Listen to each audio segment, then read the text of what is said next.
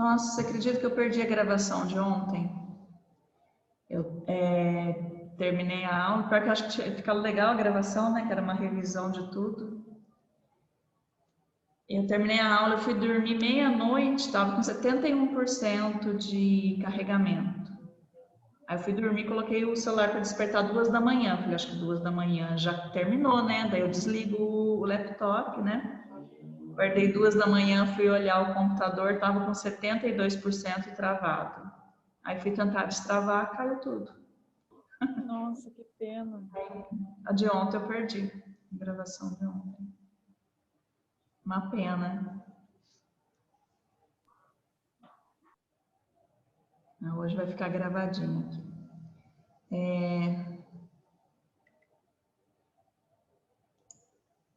Aqui tem uma coisa errada. Hoje é a nossa 5ª aula, deixa eu arrumar aqui.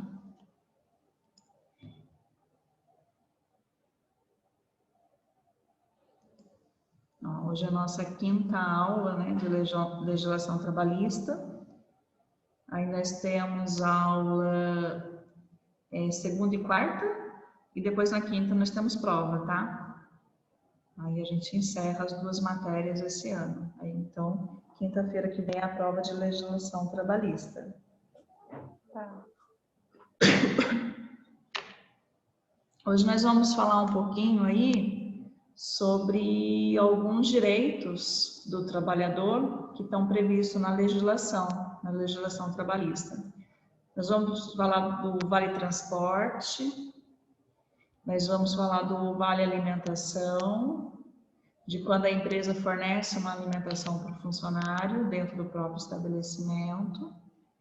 Tá? Nós vamos falar. Depois nós vamos falar também de alguns documentos que o empresário ele é obrigado a fazer, atualizar, que são documentos relacionados à segurança e saúde do funcionário. É o PPRA, o PCMSO, o PPP. E depois nós vamos ver um pouquinho algumas regrinhas, algumas legislações feitas para esse período de pandemia, para ajudar o empresário e para ajudar o empregado. Deixa eu colocar a Vitória aqui. Então vamos começar falando do VT, né, que é o Vale Transporte. O Vale Transporte, ele é uma lei já um pouquinho antiga, de 1985, e essa sim é um benefício que é obrigação o empresário fornecer para o empregado. Então, o Vale Transporte, ele tem que ser concedido para o empregado, tá? Independente da distância que esse empregado reside do estabelecimento. E o Vale Transporte também, o empregado pode, né, escolher não receber, se ele for de condução própria para o seu emprego, mas caso ele não vá com uma condução própria, sim, ele tem todo o direito de receber, porque o empreendedor ele é obrigado a fornecer esse benefício. Esse benefício, quando ele é fornecido pelo empresário, o empresário pode descontar uma parte desse benefício do salário do empregado, só que esse desconto não pode ser superior a 6%. Tá? Então, se ficar um custo maior do que 6%, é só 6% que pode descontar do holerite do funcionário. Aqui nós temos que tomar um cuidado com relação à falsidade do Vale Transporte, a falsidade de informações de pessoas que solicitam o Vale Transporte e não utilizam. E muitas vezes até comercializam o Vale Transporte, vende para um terceiro, vende para uma outra pessoa. Isso é crime, tá? Se for evidenciado que o funcionário está comercializando o Vale Transporte, vendendo esse Vale Transporte para uma outra pessoa, ele pode ser demitido por justa causa. Porque fica comprovado aí, nessa situação, a quebra de relação de confiança do empregador para com o empregado, né? Então, quando se quebra uma confiança, nesse sentido, o empregador pode demitir o funcionário por justa causa, né? Várias situações já foram para a justiça por esse motivo, né? Então, assim, se você recebe o vale transporte da empresa que você trabalha, esteja bem ciente de que você tem que utilizá-lo. Se houver um mau uso, isso pode dar problemas na justiça, assim como a sua demissão. Tá?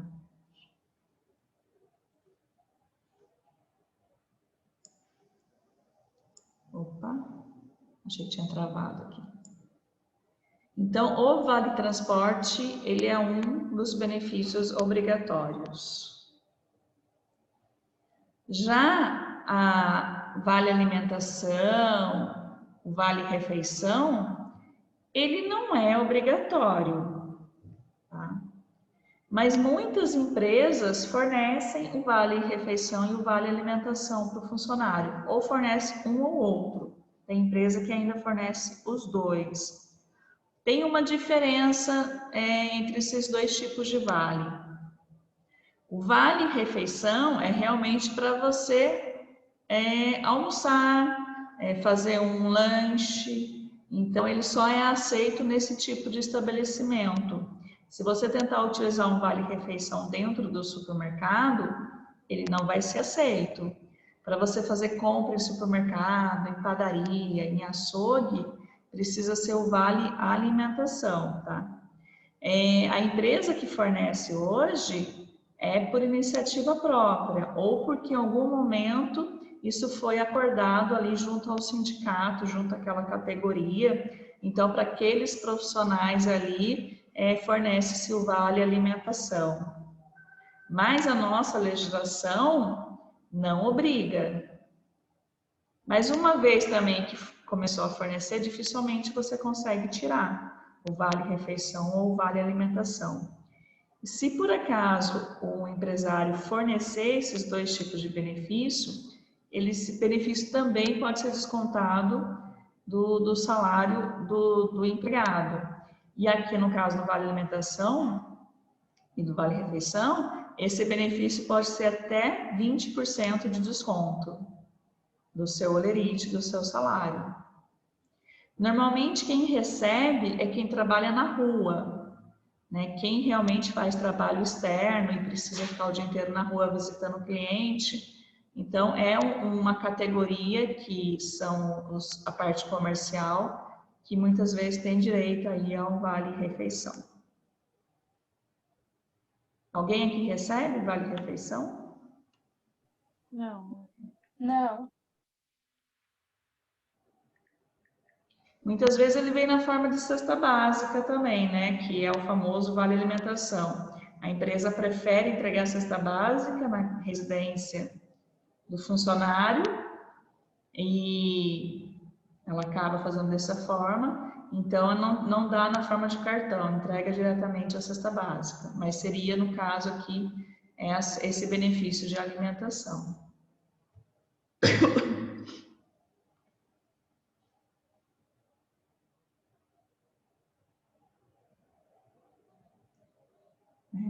Então, assim, se você for fornecer, o empreendedor for fornecer um desses vale, né, aí ele pode ver junto ao contador dele a questão de limite, né, de qual vai ser o valor que vai ser fornecido em relação a vale. Muitas empresas fornecem aí um vale de R$100, vale alimentação de R$100 para você gastar em supermercado, açougue. Outras, o benefício é bem maior. Vai depender um pouco aí da saúde financeira da empresa. Professora, Oi. eu recebo a cesta básica. A empresa, ela fornece pra gente cesta básica. É a mesma coisa desse benefício de alimentação. Ela desconta do seu salário 20% ou não? Desconto, eu acho que, se não me engano, 10 reais, eu acho. Acho que é 10 reais que desconto. Você pode dar uma conferida depois, o quanto em porcentagem esses R$10 representa do salário. porque ela pode descontar até 20%. Pode ser que ela desconte menos por iniciativa dela, por acordo com o sindicato, mas no máximo 20%.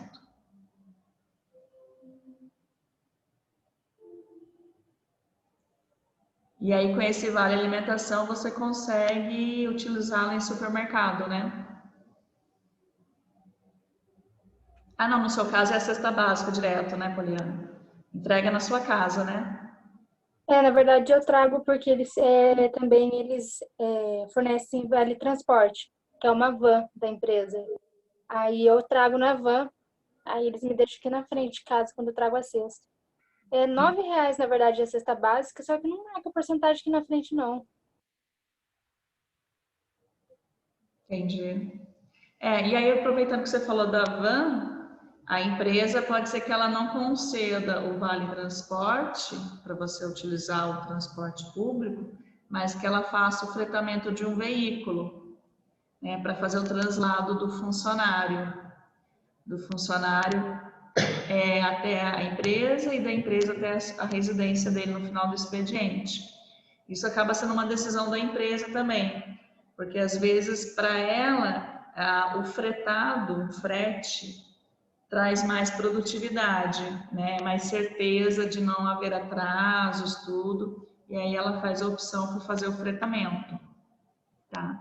E aí o fretamento também, ela acaba descontando aí do salário também do funcionário um valor até 6%, não mais do que isso. O vale transporte, como a gente já voltou nele, ele não é só para funcionário fixo, não. Ele é uma obrigação também para funcionário temporário, aquele que vier cobrir férias, trabalhar num período de Natal, ele também tem que ser fornecido. Hoje em dia, não é mais um papelzinho, né? É um cartão magnético que tem créditos e que são descontados conforme você utiliza no transporte público. Então, hoje em dia está um pouco mais difícil haver fraude de vale transporte. Antigamente, como era um ticket, um papel, aí a fraude era maior, porque vendia-se, né, o ticket. Agora é o cartão. O que pode acontecer é emprestar o cartão, deixar um cartão para uma outra pessoa. Então tem que tomar um cuidado com isso aí, para não, porque isso é ilegal, né? Isso é crime. Isso não pode acontecer. Quando você recebe o vale alimentação no formato também de cartão, que você pode escolher o estabelecimento que você vai fazer suas compras mensais, tem que ficar também ciente de que você não pode comprar eletrodomésticos e eletroeletrônicos com vale alimentação. Você só pode consumir produtos alimentícios. E também bebida alcoólica, também eles não deixam passar no vale alimentação.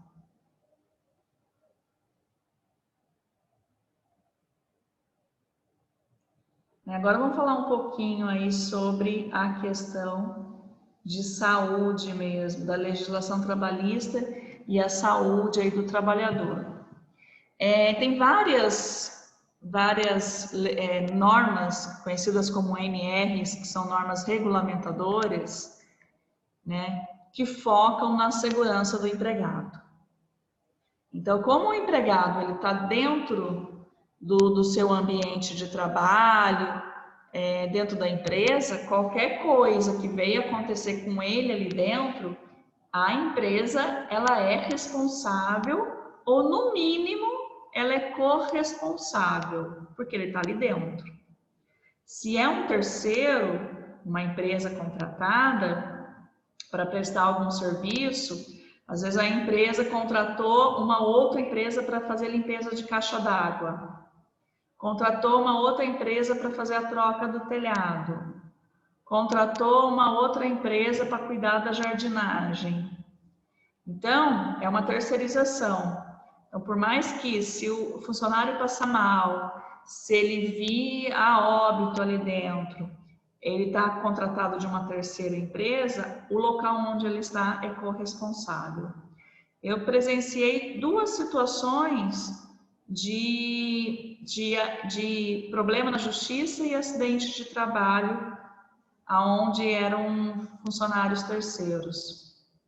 Uma vez um mecânico entrou para trabalhar e no primeiro dia dele de trabalho, na integração, passeando pela fábrica, ele teve parada cardíaca e morreu, na empresa que eu trabalhava. Então, ele era o terceiro, a outra empresa era responsável, mas ali, né, onde ele estava, ele ia executar o serviço dele, essa empresa foi corresponsável, respondeu na justiça, porque a família entrou na justiça para pedir indenização. Então, por mais que você terceirize, você nunca está livre de toda a responsabilidade, você acaba sendo corresponsável pelo que está acontecendo. E a outra situação foi uma empresa terceira de restaurante que começou a deixar de recolher impostos, fechou, abriu falência e deixou os funcionários dela, que eram da cozinha, né, sem receber salário. E, portanto, a empresa mesmo também foi responsável por arcar com esse custo aí dessa indenização aí aos funcionários.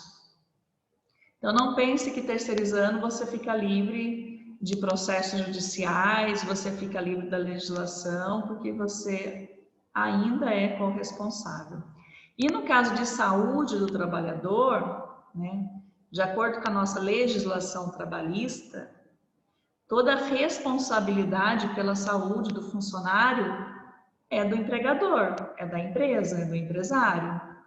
É a nossa Constituição Federal e algumas leis que tem aí disponível, o Ministério do Trabalho, todas as normas regulamentadoras, elas criam esse vínculo, né, fortalecem essa responsabilidade em cima do empregador.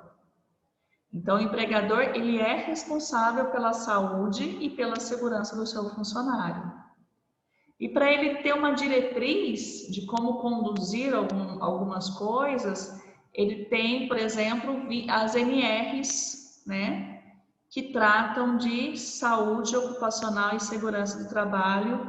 E ali a gente tem relacionado questões como uso de EPI, de equipamento de proteção individual, o uso de EPC, que é o equipamento de proteção coletiva, ergonomia para quem trabalha na área administrativa, para poder fazer prevenção de LER, de lesões de esforços repetitivos, de DORT, que é distúrbios osteomusculares relacionados ao trabalho. Tem ambiente de trabalho que torna-se perigoso, perigo de incêndio, perigo de explosão, perigo de contaminação, dependendo da área. Tem ambientes que são insalubres, que é muito quente, que tem um cheiro muito forte, então que pode prejudicar o trabalhador de alguma forma. Então, a empresa, ela é obrigada, né, a vigiar os trabalhadores, a criar um ambiente melhor e a obrigar o trabalhador a seguir recomendações que vão minimizar e prevenir esse risco. Então, a empresa, ela pode sim exigir do trabalhador que use o capacete, que use o sapato de segurança, que use o óculos, a máscara. Ela pode obrigar, tá? Porque ela tem toda uma legislação que fala que ela é responsável em fornecer o EPI. Por conta disso, ela pode obrigar o trabalhador a utilizar esse EPI. Deixa eu só fechar a porta aqui. Tá do barulho, peraí.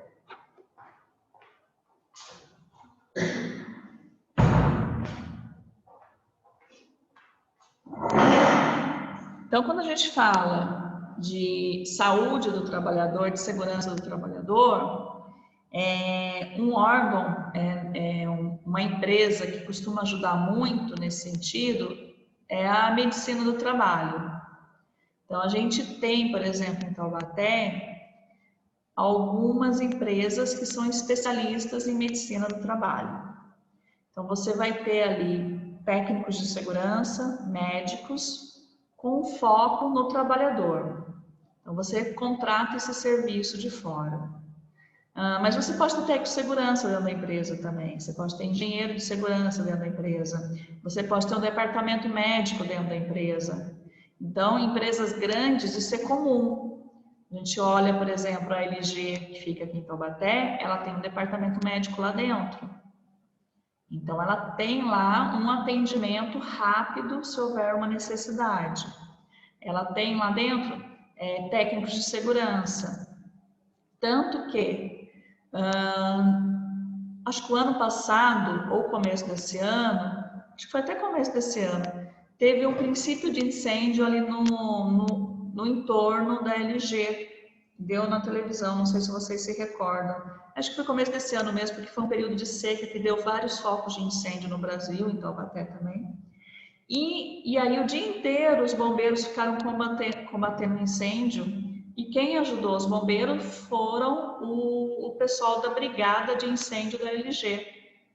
Foram e ficaram o dia inteiro ajudando ali até conseguir ali eliminar mesmo esse incêndio. Vocês lembram disso? Lembro. Acho que foi esse ano, né? Acho que sim. Não lembro direito a data.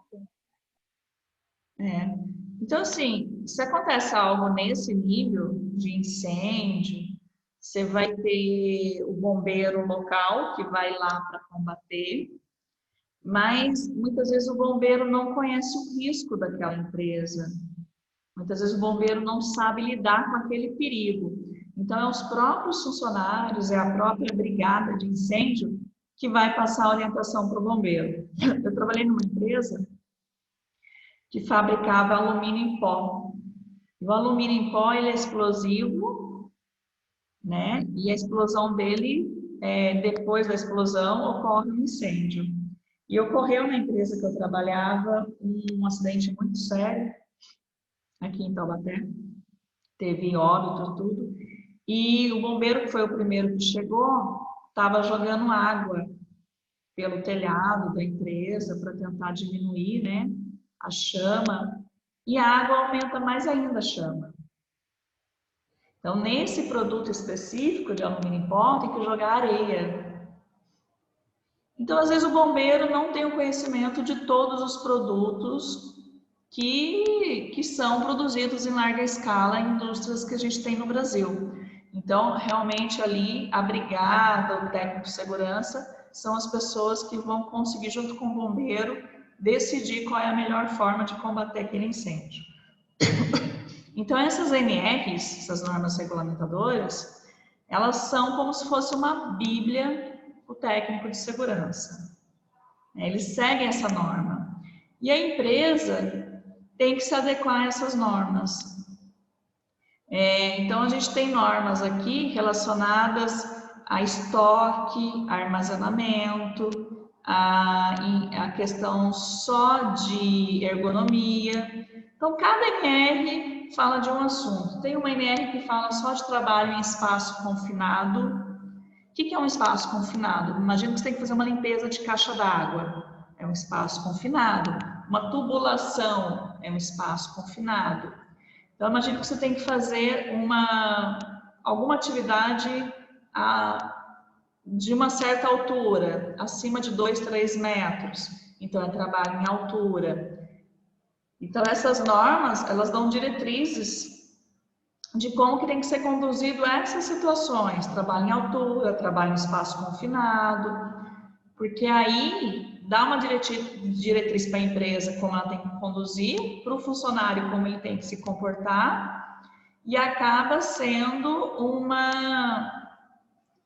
uma diretriz que, se não for cumprida, pode dar processo para a empresa ou para o funcionário, pode dar multa, tá? Então, pensa que a empresa ela é responsável pela saúde e pela segurança do trabalhador. Seja ela uma indústria, seja ela uma loja, um comércio, um restaurante, uma livraria, uma escola, como nós estamos aqui, qualquer que seja a categoria dela, né, o ramo de atividade, se tem funcionário contratado, terceiro ou funcionário CLT, ou estagiário, se tem pessoas trabalhando ali, a empresa ela é responsável por essa saúde.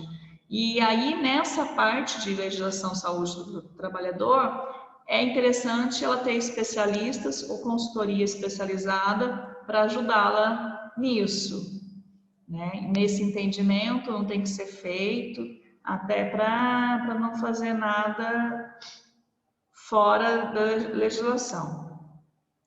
Então, eu fiz aqui, ó, eu coloquei em tópicos as MRs que existem, só para a gente entender um pouquinho o que cada uma, qual é o assunto de cada uma. Nós não vamos entrar nela, não vamos nos aprofundar, mas cada MR aí tem em torno aí de 4 a 10 páginas, depende um pouquinho do assunto. Tá? Então, por exemplo, sabe a CIP, né? A CIPA, né? Que os funcionários concorrem, são eleitos, têm estabilidade, forma-se ali uma comissão, né? De pessoas que vão cuidar da prevenção de acidentes da empresa. A empresa é obrigada a ter a CIPA. A CIPA, por exemplo, ela está inteirinha regulamentada na NR05. Então, a NR05 é de Comissão Interna de Prevenção de Acidentes, ela é da CIPA. Tá? O IPI, que muitas vezes nós temos que usar em algumas atividades, em algumas áreas aí, que é o equipamento de proteção individual, ele está previsto na NR06. Tá? A área de enfermagem tem os IPIs próprios para estar trabalhando diretamente, né, no contato direto com pessoas doentes ou em tratamento. Então, a NR06 é a primeira aí que dá essa diretriz. A NR03 fala de embargo ou de interdição. Então, se houver um embargo de alguma obra, interdição da continuidade de alguma obra, é aqui dentro da NR03 que você vai conseguir saber exatamente como conduzir isso, né? Como fazer a identificação do local, que tipo de documentos precisa ser feito para fazer um embargo de uma obra. Tá? A NR04 fala de serviços do engenheiro de segurança e da medicina do trabalho. Essa daqui é onde menciona algumas obrigações da empresa em relação à segurança e saúde dos trabalhadores, né? Por exemplo, quando nós somos contratados, existe o exame admissional, que é o ASO, que é o atestado de saúde ocupacional, que o funcionário faz, aonde é atestado que ele tem condições de exercer uma certa atividade. Para algumas funções administrativas mais simples, você vai lá na medicina do trabalho, você tira a pressão, eles tiram o seu peso, eles vão perguntar se você tem alguma alergia, se você já fez alguma cirurgia, algumas coisas mais básicas. E está liberado. Para outras áreas mais produtivas, de produção, de maior risco, às vezes tem que fazer exame de sangue, às vezes tem que fazer exame de audição, porque às vezes a área é uma área com muito ruído, então você faz um exame de audição quando você está iniciando o seu trabalho, para ver o nível da sua audição. E se você foi demitido depois de 4 anos, você faz de novo, para ver se houve algum dano na sua audição. Fora que eu faço quando eu estou entrando para trabalhar, faço a hora que eu estou sendo demitido ou me desligando da empresa. Mas eu tenho que fazer exames periódicos, de tempos em tempos também. Eu lembro de um rapaz que trabalhava comigo na produção e por ele ter contato com manganês em pó, e no exame de sangue dele deu uma concentração de manganês no sangue. Então ele teve que fazer um tratamento para diminuir essa concentração de manganês. Aí ele já usava máscara, né, no rosto.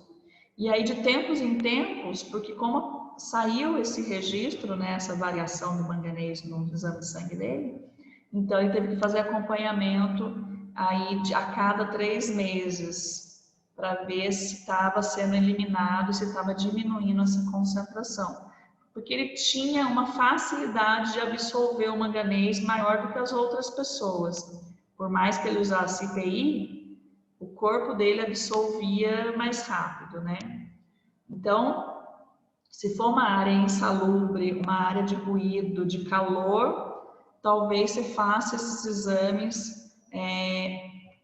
com uma frequência maior, né? No intervalo de tempo aí menor.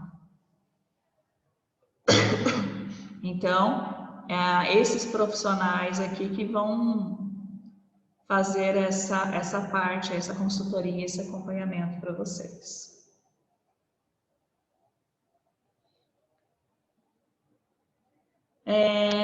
O PCMSO, que é o Programa de Controle Médico de Saúde Ocupacional, nós vamos falar dele daqui a pouquinho, tá? Ele é um laudo que tem que ser feito, né, de forma periódica. Existe uma NR só para edificações, só para prédios, construção de prédios. Existe a NR09, que é do PPRA, nós também vamos falar dele hoje, PCMSO e o PPRA, a gente vai entrar nesses dois, né? O PCMSO é um laudo que vai demonstrar aí a saúde ocupacional dos trabalhadores, e o PPRA é relacionado aos riscos do ambiente.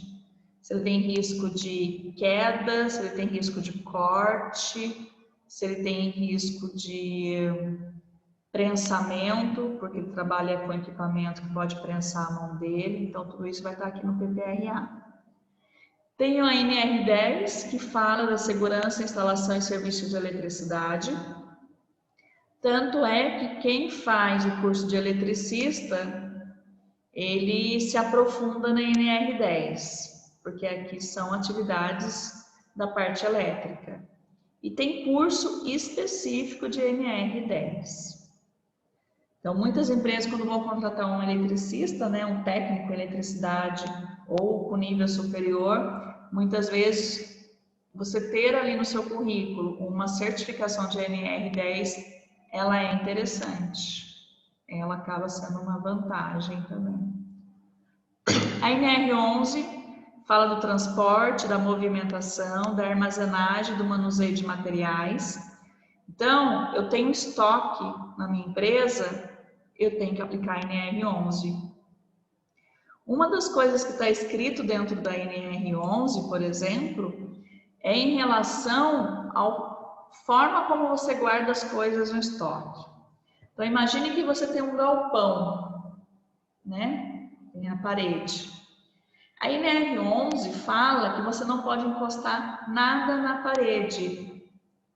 Tem que ficar um espaço ali entre a parede e as primeiras caixas que estão ali guardadas, né, de 50 centímetros no mínimo. Por quê? Se houver uma emergência, um incêndio, alguma coisa assim, acaba sendo um corredor de fuga, né? Então, a NR11 ela é bem clara em vários aspectos de movimentação de transporte, e nessa parte de armazenagem ela te dá dicas relacionadas ao seu estoque, de como estruturar o seu estoque para que ele fique mais seguro.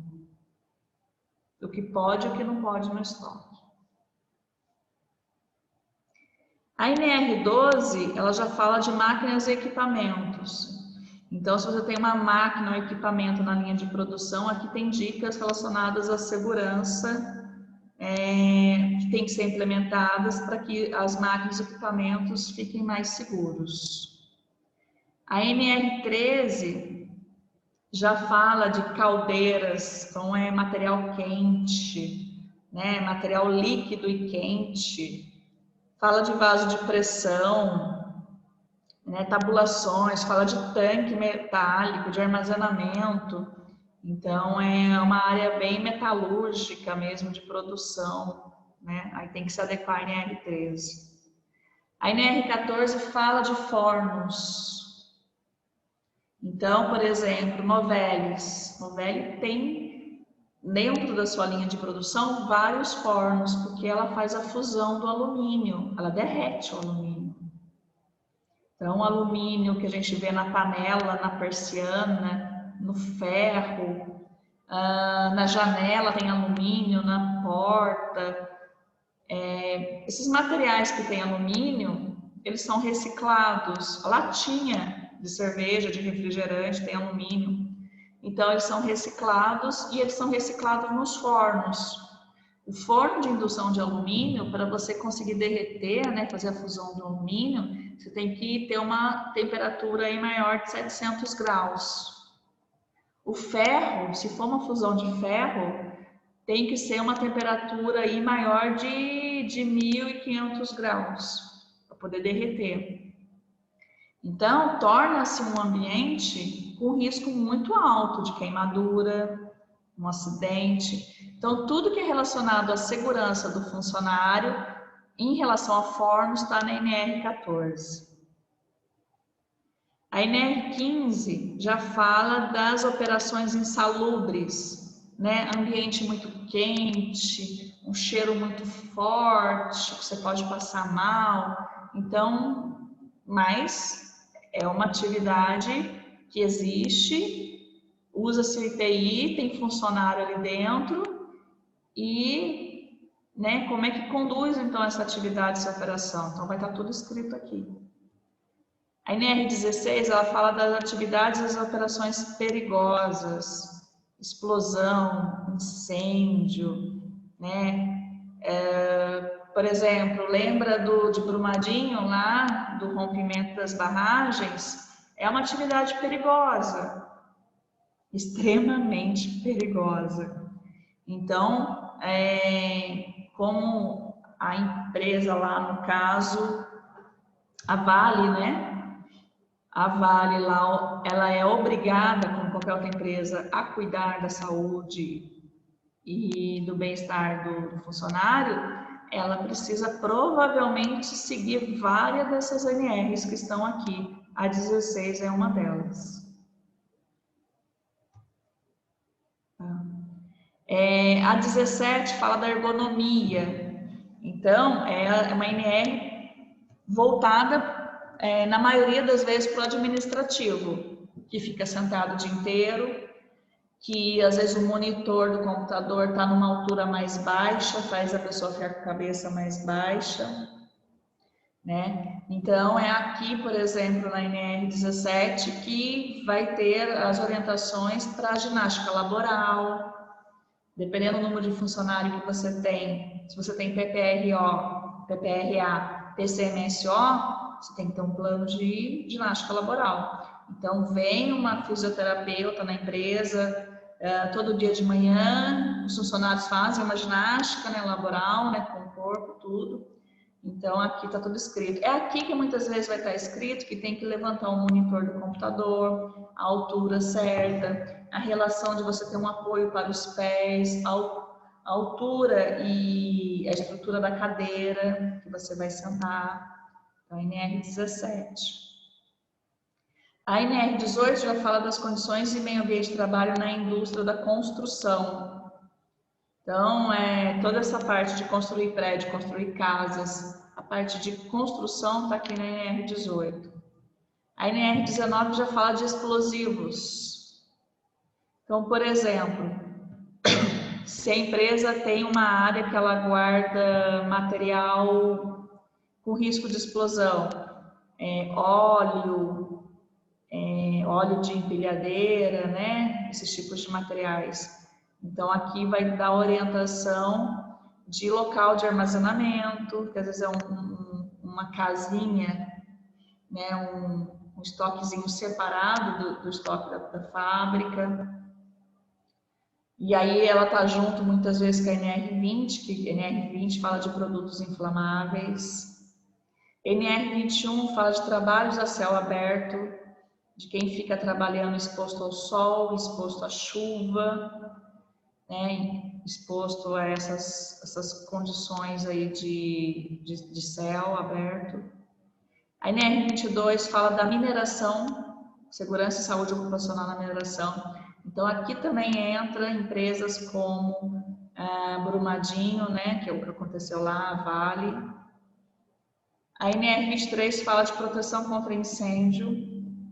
É aqui que vai estar mencionando a brigada, é aqui que vai estar mencionando qual é o cálculo que você faz para saber quantos extintores de incêndio que você tem que ter dentro de uma empresa, ou por metro quadrado, extintor de água, extintor de CO2, né? Tem alguns tipos de extintores. NR24 fala das condições sanitárias, né? Então, é banheiro e conforto no local de trabalho. A NR25 fala dos resíduos industriais, que é aquilo que sai da produção, que muitas vezes não é lixo, é um resíduo que sobra na linha de produção, e às vezes ele é perigoso, às vezes ele pode contaminar. Então, é o tratamento desses resíduos industriais, o tratamento, a disposição deles em aterro, a classificação deles, se é o resíduo de classe 1, resíduo de classe 2. A NR26 fala de sinalização de segurança dentro do ambiente de trabalho. A NR25 fala do registro do profissional técnico de segurança do trabalho, e a NR27 ela foi revogada. Então, ela não tem mais valor, o que tem valor agora é essa portaria 262 de 2008. Mas o título dela era esse, que era o registro do técnico de segurança. Olha quanto NR! Tá dando para ter uma ideia de cada uma, do assunto que ela trata? Sim. A gente consegue ver, né, que muitas não é aplicado no nosso caso. Por exemplo, a Thaís aqui, a maioria não é aplicado, a não ser a questão aqui da ergonomia, a questão de proteção contra incêndio, o PPRA, o PCMNSO, sim. Então, vai depender um pouco do local que você trabalha. Aqui, Poliana, onde você trabalha, deve ter várias NRs que são aplicadas a essa empresa. Tá? Sim. Quem é a pessoa que tem que cuidar disso? Quem é a pessoa que tem que saber isso e trabalhar isso no dia a dia, trabalhar a gestão dessas NRs? Se for uma empresa grande que tenha um técnico de segurança, é o técnico de segurança. Se for um restaurante, uma lanchonete, não vai ter um técnico de segurança.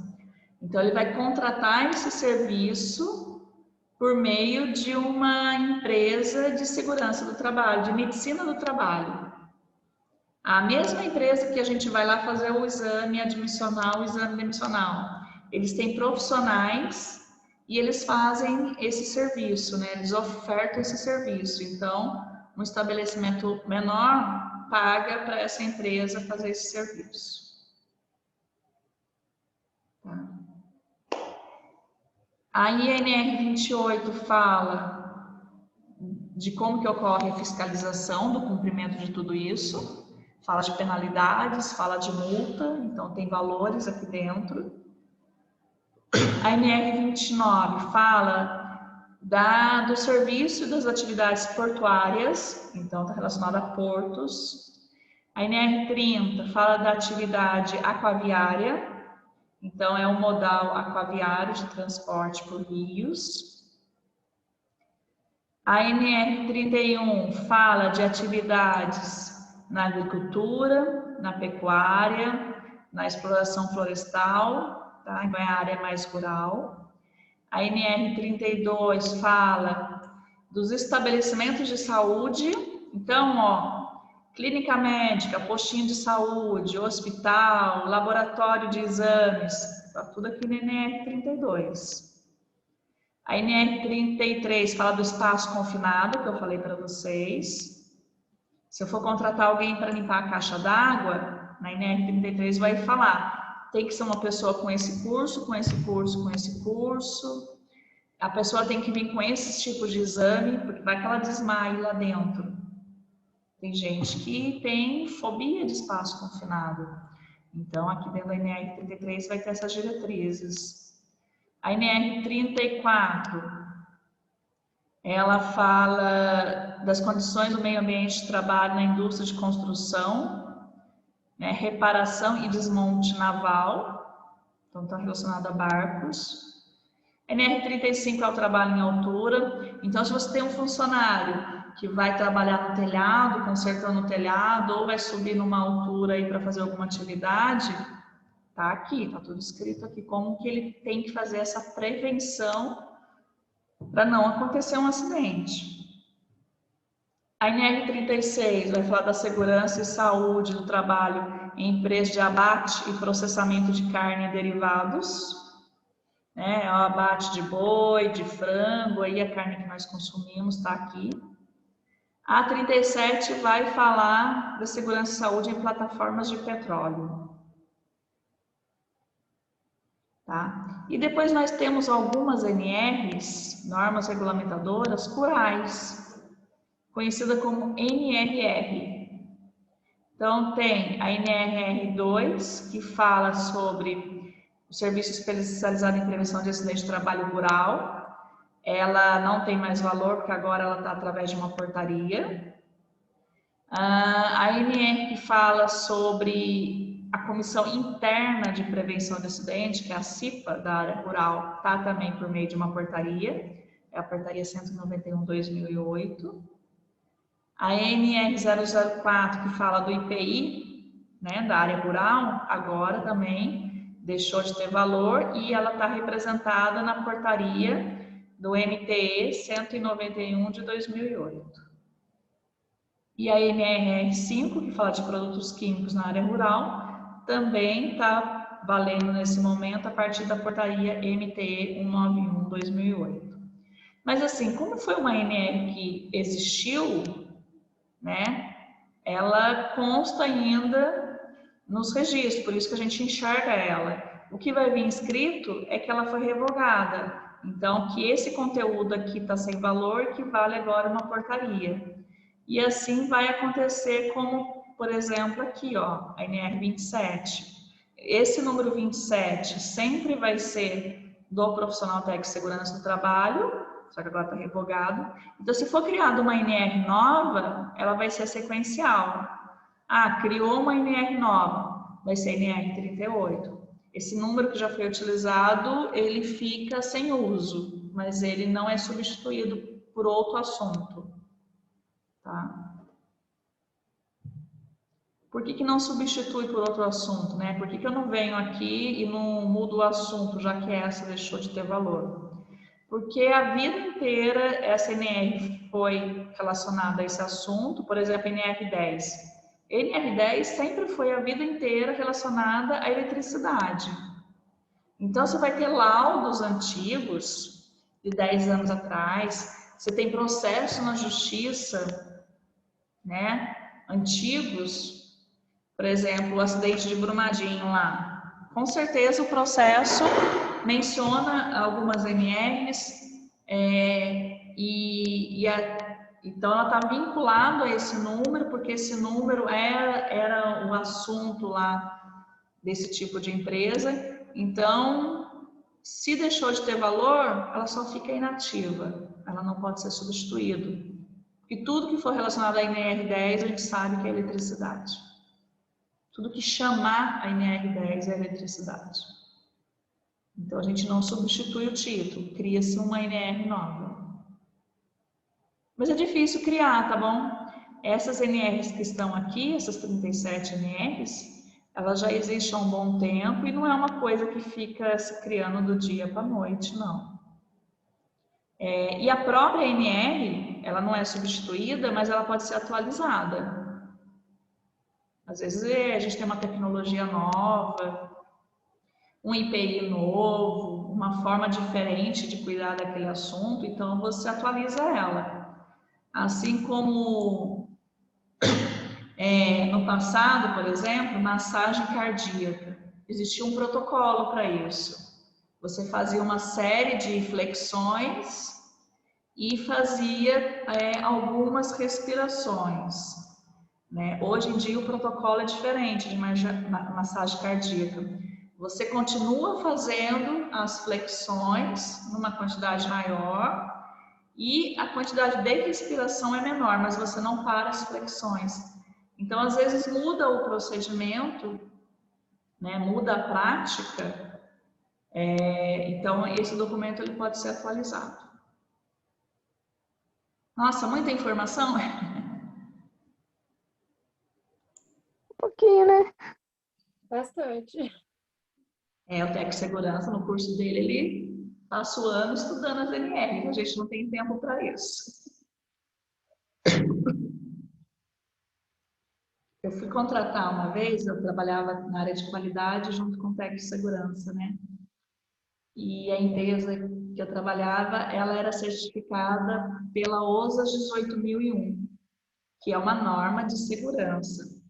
Então, todo ano vinha um auditor externo e a cada 3 anos fazia-se uma auditoria de recertificação. Então, essas NRs aqui, a gente tinha que ter elas atendidas, nossa, 100%. Então, as que eram pertinentes à empresa, né? Então, a gente, por exemplo, a questão do espaço no estoque das caixas. Tinha que ter esse espaço entre a parede e os primeiros produtos armazenados.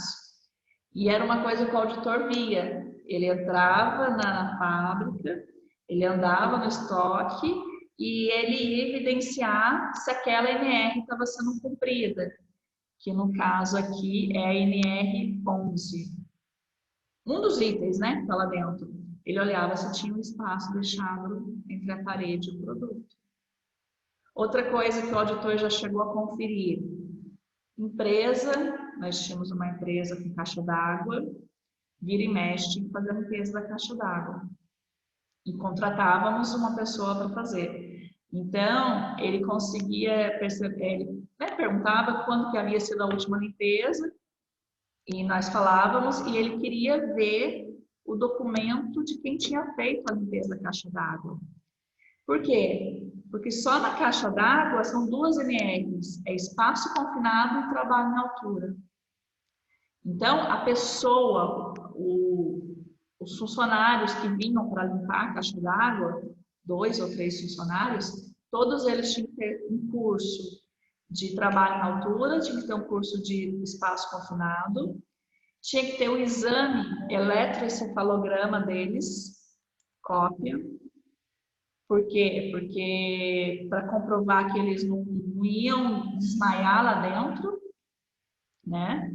E uma série de outros documentos. Então, ele vinha e olhava o atendimento à NR35, que é trabalho em altura, e na NR de espaço confinado, que é, agora eu não lembro de cabeça qual que é a de espaço confinado, quer ver?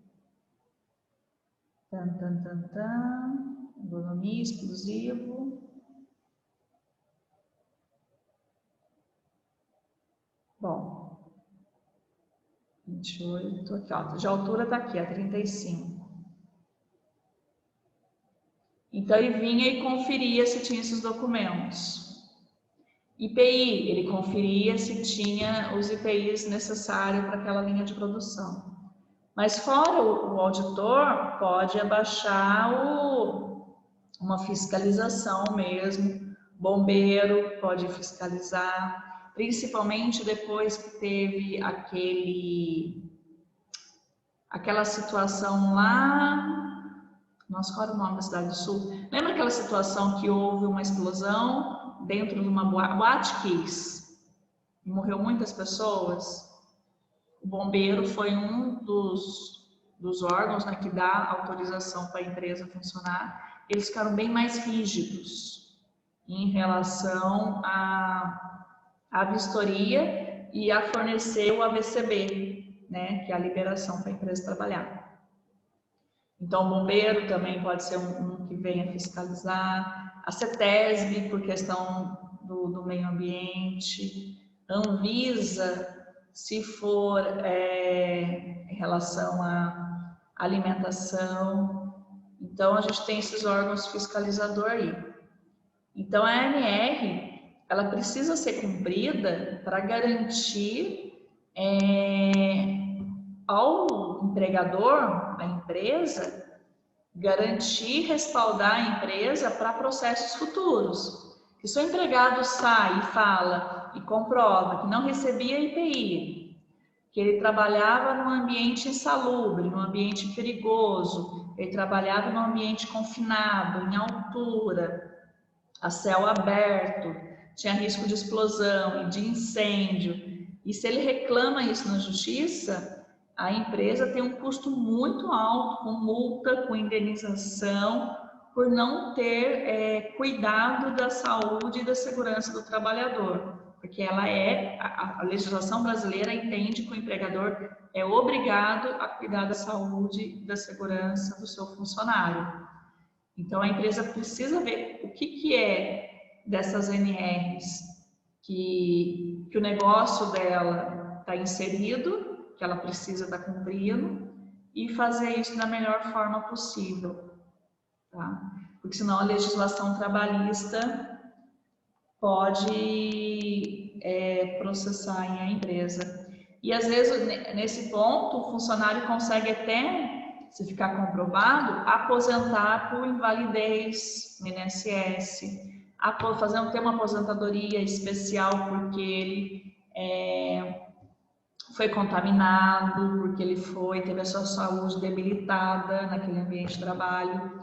Então, isso afeta lá na frente na aposentadoria, que é o PPP que nós vamos ver também hoje, que é um documento que o RH tem que fornecer, né, e que faz esse documento, esse formulário, vai fazer parte da aposentadoria. Se ele quiser uma aposentadoria especial, ele tem que comprovar que ele teve a audição dele danificada, né? Então, esse documento vai dar essa condição para o empregado de ter uma aposentadoria especial e vai resguardar a empresa, porque, ok, ele trabalhou num ambiente insalubre, ele teve um dano à sua audição com o passar dos anos, mas a empresa consegue comprovar também que ela cumpriu tudo o que a legislação pede para minimizar e para diminuir esse dano. Então, aí não tem uma penalidade para a empresa. Aí vai ter só um empregado conseguindo uma aposentadoria especial. Então, isso faz parte dessa legislação trabalhista. Tá? Perguntas? Dúvidas? Não.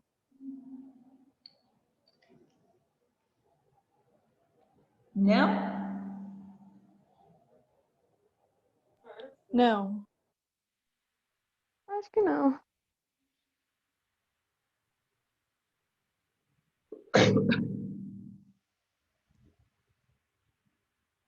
Então, vamos partir aqui.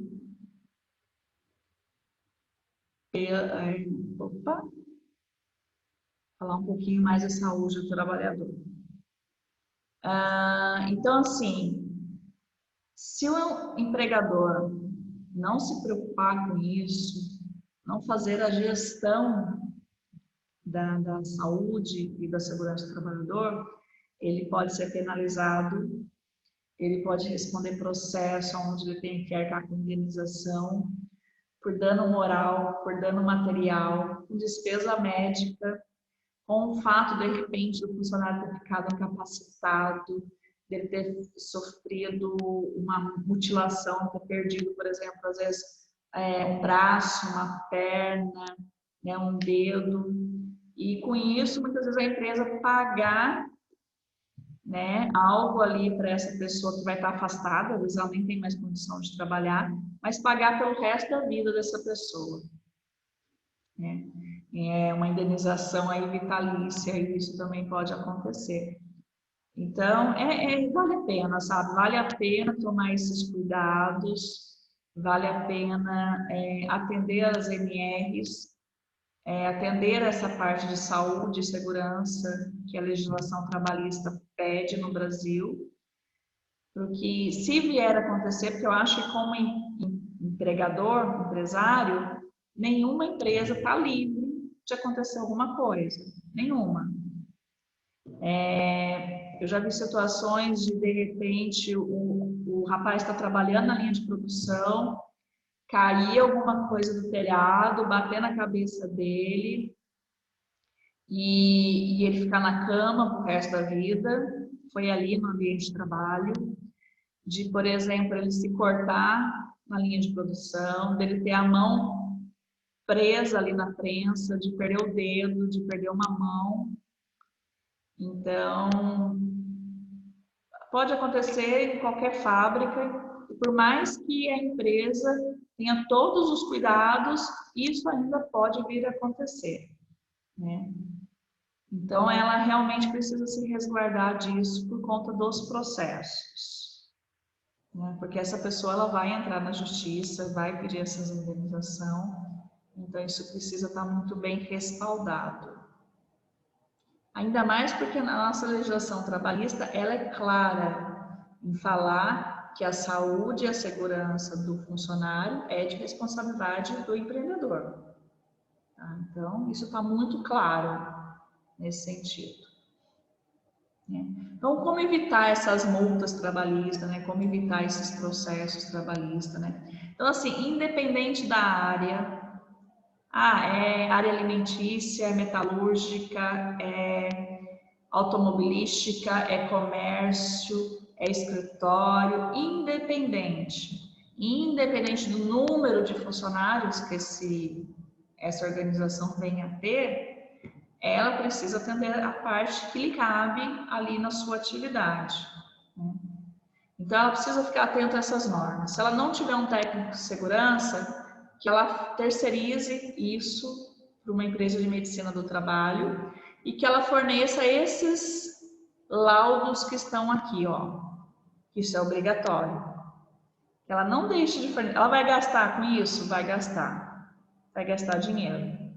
Uma vez por ano, uma vez a cada 6 meses, ou uma vez a cada 2 anos, enfim. Mas é importante que ela emita esses documentos por conta da legislação trabalhista.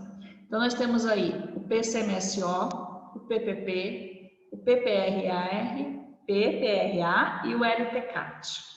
Então, são laudos obrigatórios que a empresa tem que contar, né, e fornecer e atualizar de tempos em tempos. Tá? O valor desses laudos vai depender do tamanho da empresa. Uma empresa com mais funcionários, com mais funções, vai ficar um laudo maior. Uma loja, um comércio, esse laudo é bem menos complexo. Porque o risco dos acidentes dentro de uma loja, por exemplo, são diferentes do risco de acidente numa fábrica.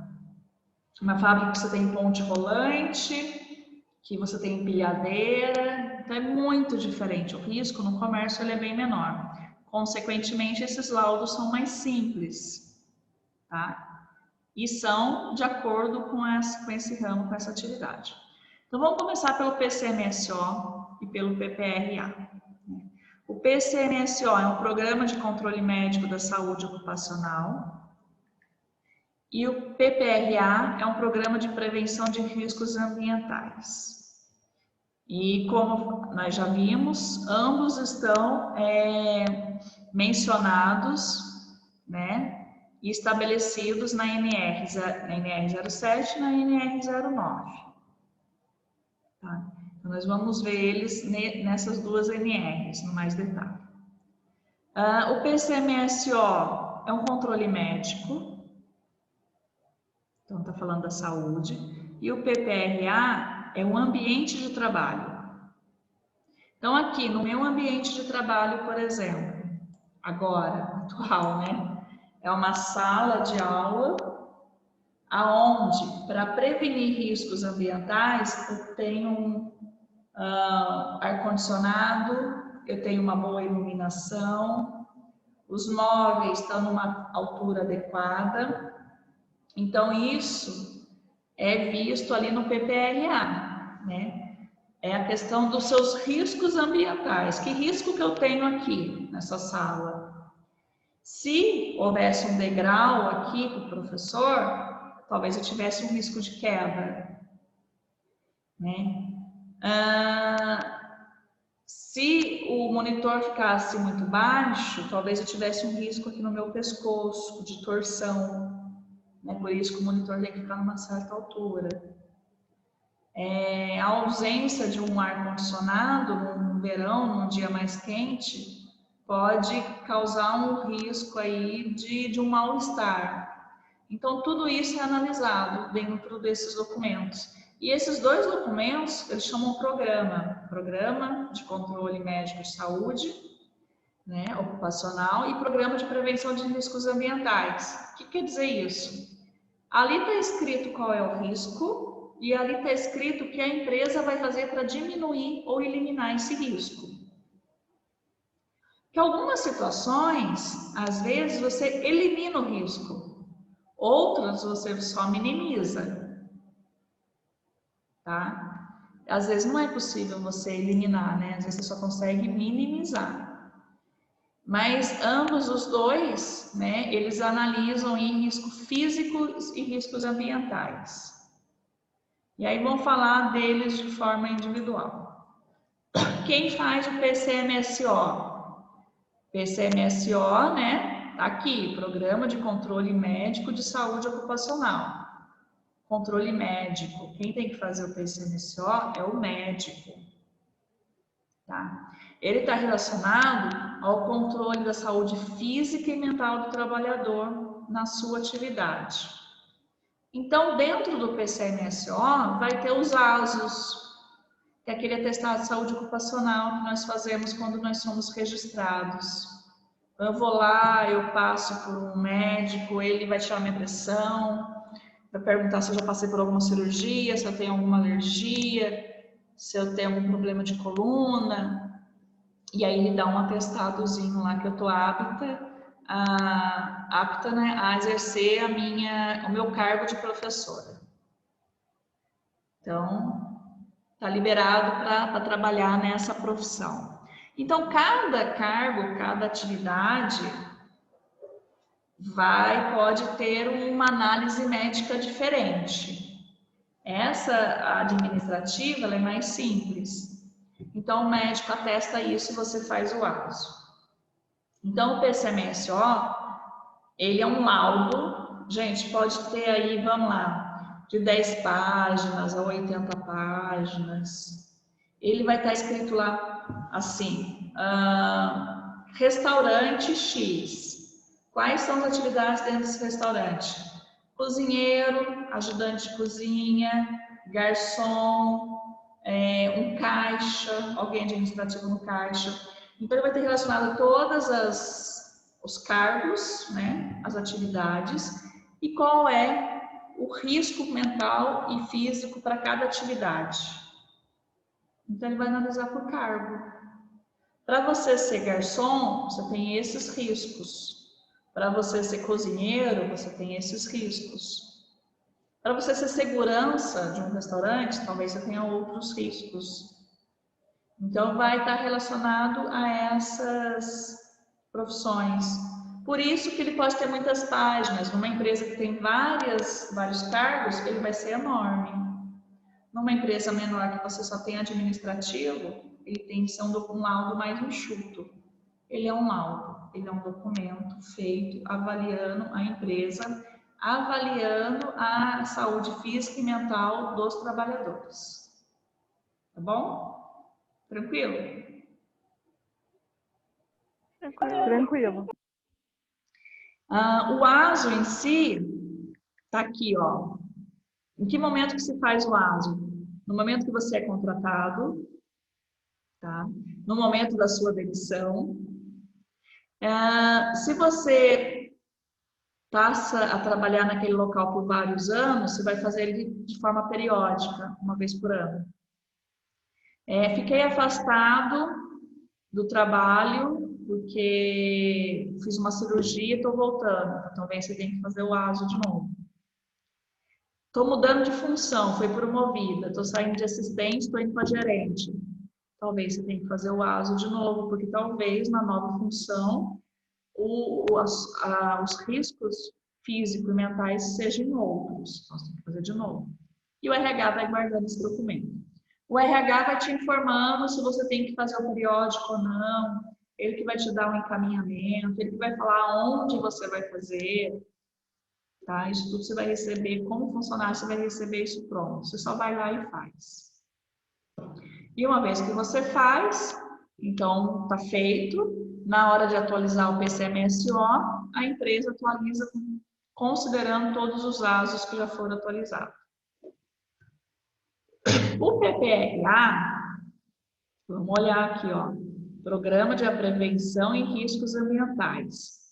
Quem faz ele? Engenheiro do trabalho.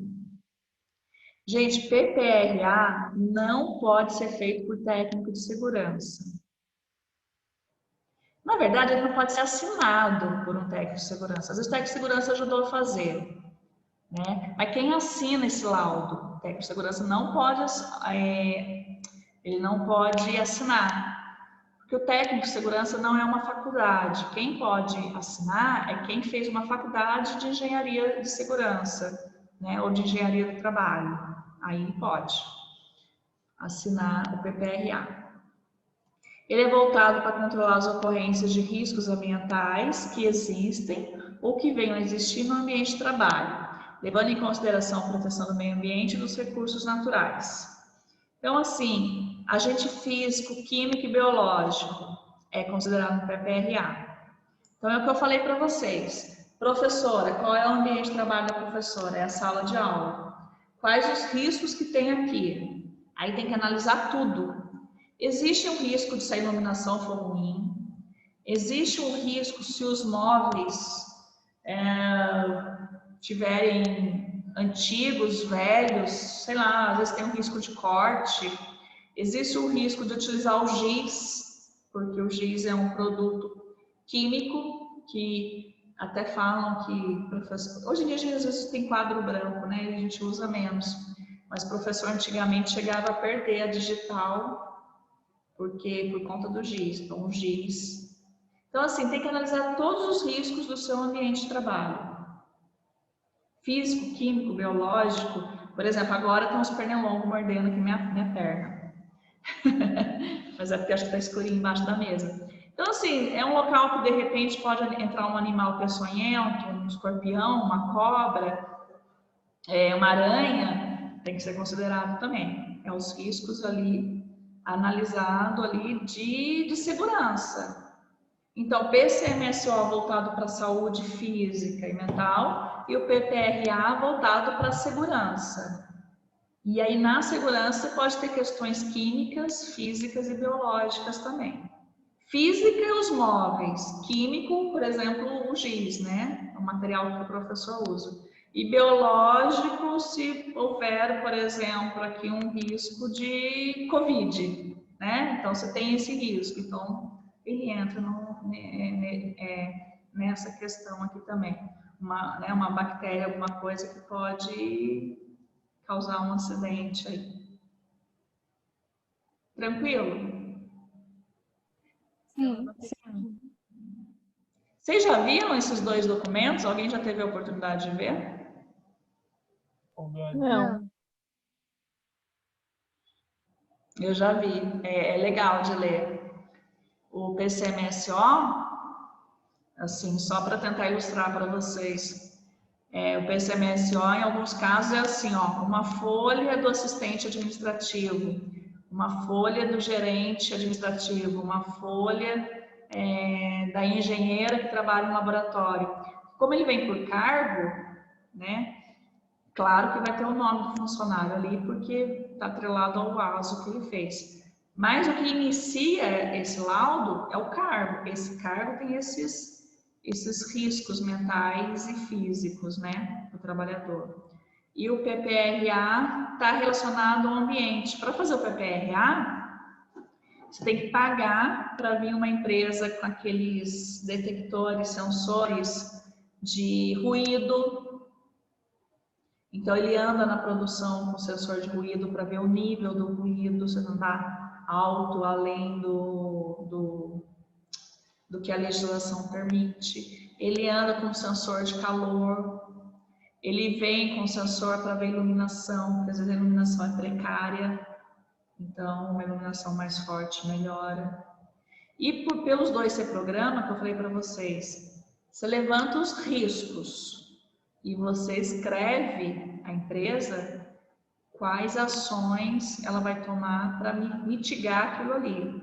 Então, se a iluminação é ruim, ela pode colocar lá, vamos imaginar que a iluminação saiu fraca, fora do que a legislação pede. Ela fala que ela vai trocar as lâmpadas, colocar mais lâmpadas e tal. Aí na próxima vez que fizer de novo o PPRA, já vai estar melhor. Então já foi uma melhoria executada. Ah, tem ruído muito forte. Então ela vai, por exemplo, fazer coisas relacionadas na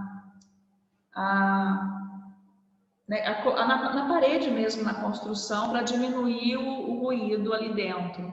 No próximo PPRA, o resultado já está melhor. Então, isso mostra que a empresa tem um risco, ela reconhece que ela tem, ela sabe que ela tem, e que ela está melhorando, tomando alguma ação para melhorar. Por isso que é importante esses 2 documentos para a empresa. Né? Por questões judiciais lá na frente do funcionário. E aí, como que se dá a multa? Só para vocês terem uma ideia. Claro que cada situação tem um valor, mas a multa, ela pode variar aí de 1 a 4 e ela é por número de funcionário. A empresa não tem PPRA? Quantos funcionários ela tem? 10? Então a multa vai ser multiplicada por 10. Ah, é 100 funcionários, vai ser multiplicado por 10, por 100.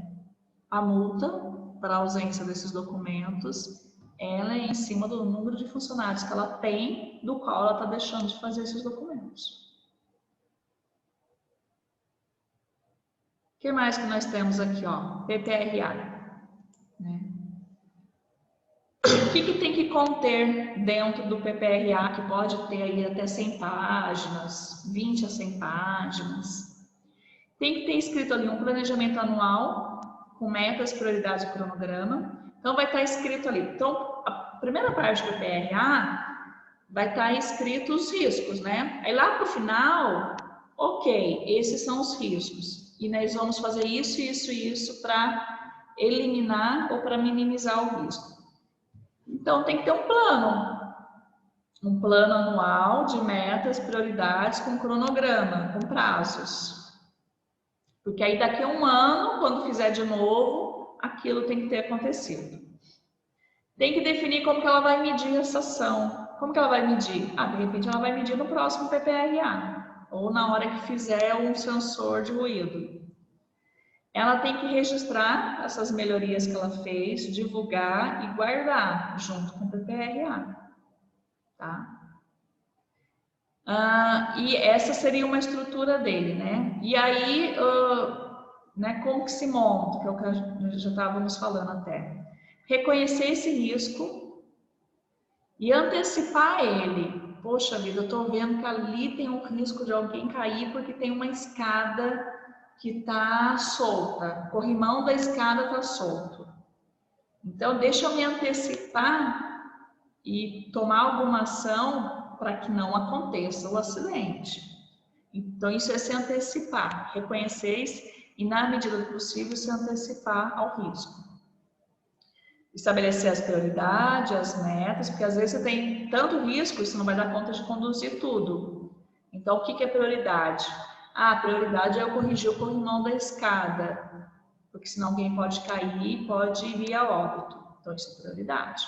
Então, tem riscos que são mais graves, tem risco que as pessoas podem se machucar de leve, tem risco que ela pode perder um membro, uma perna, uma mão, né? Pode ficar deficiente, tem risco que ela pode vir a óbito. Então, o que é prioridade? É o seu grau ali de perigo, né? Óbito é o primeiro que você tem que tratar.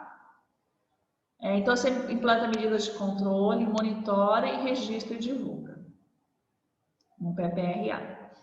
Então, assim, PCMSO e PPRA, tá claro? Sim. Sim. Vamos ver os outros que nós temos agora.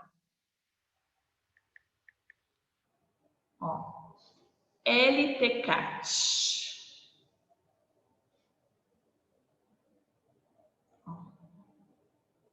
Só diminuir a foto de vocês. Aqui tem até um modelinho do LTCAT, ó. Tá pequenininho, né? Não dá para ver muito, mas ele é um laudo, assim, né? Ele é um laudo, né? A sigla dele é um laudo técnico de condições ambientais de trabalho. Ele é um documento exigido pelo INSS, tá? Então, é um documento que vai ser utilizado ali no momento que você dá entrada no INSS para solicitar sua aposentadoria. Ele tem como objetivo avaliar o ambiente de trabalho e determinar se o colaborador deve receber aposentadoria especial. Quem preenche esse laudo é a própria medicina do trabalho também. Isso aqui você também pode fazer uma vez por ano, você pode ter acesso à cópia, o RH fornece essa cópia. Tá? É que você vai precisar dele lá no momento da aposentadoria mesmo. Tá? Você não precisa dele antes disso. É uma lei de 1991, a lei 8213. Tem que ser feito por um engenheiro de segurança do trabalho ou médico do trabalho, aqui pode ser um dos dois. Tem que ser registrado no Ministério do Trabalho e ele vai relacionar esses riscos ambientais que existiam no seu serviço.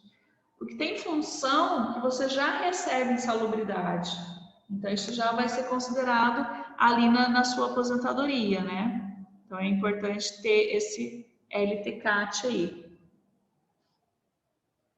E assim, a empresa faz para poder fornecer e às vezes a atividade que ela tem expõe mesmo o funcionário ao risco, não tem o que ela vai fazer nesse sentido. Então ela só vai tentar proteger o funcionário com o uso, por exemplo, de EPI. Tá? Então isso tem que ser controlado. Qual a diferença do LTCAT para o PPRA? O PPRA contém um planejamento de ações, tem metas, tem o que a empresa está se propondo a fazer para diminuir o risco. Tá? O LTCAT não tem esse cronograma, não tem essas ações escritas. Ele só é um laudo que vai estar relacionando quais são os agentes nocivos que aquela função estava exposta e que pode contribuir com uma aposentadoria especial. Então, como ele vai para o INSS, o INSS não precisa saber as ações da empresa, o cronograma dela, o que ela fez para melhorar, isso não interessa ao INSS. Interessa para o INSS somente um documento que esteja escrito quais eram a exposição daquele funcionário naquela atividade. Então, o LTCAD ele é mais simples e ele tem esse objetivo, ser um documento que vai ser utilizado aí pelo INSS. Então, às vezes ele pode parecer até uma cópia do PPRA. Vamos imaginar que o PPRA tem 100 páginas e o LTCAD tem 10 páginas. O que está escrito nele está no PPRA. Sim, são documentos que vão ter coisas similares. Mas o LTCAD vai para o INSS, o PPRA não, fica com a empresa. O LTCAD também fica original com a empresa, né? Mas o PPRA é mais para uso interno e o LTCAD é para uso externo do INSS.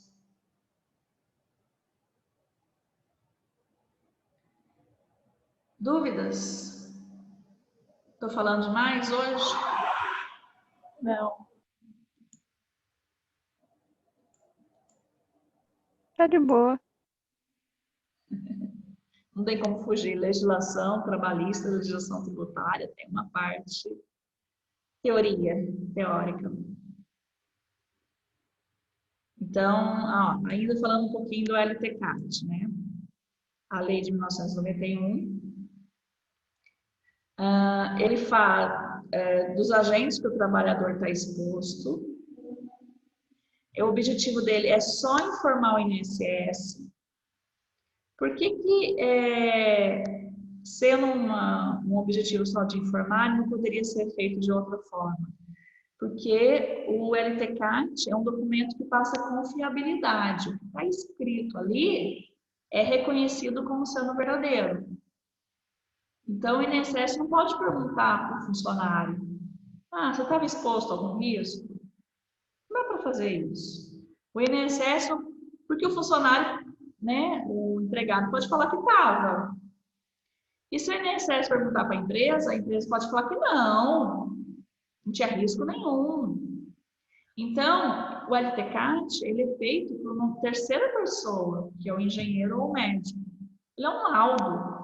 O engenheiro vai lá, avalia o risco, assina e ele está colocando a assinatura dele ali.